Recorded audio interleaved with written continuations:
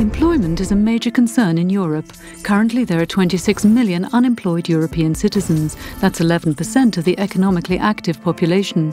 The European Parliament is investing significant energy to improve this situation.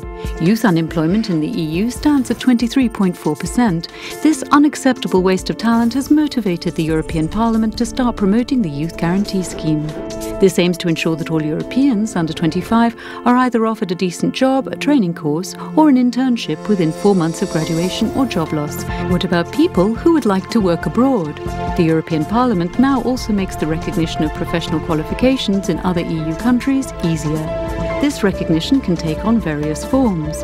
How about an electronic card that offers European employers a guarantee?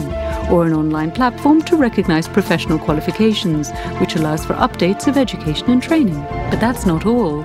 Take Erasmus Plus, for example. This programme, intended to support youth, education and sports, will invest nearly 14.5 billion euros, which the European Parliament has worked hard to secure. Annually, Erasmus Plus enables 400,000 students to undertake an internship abroad and also entitles master's students to a scholarship.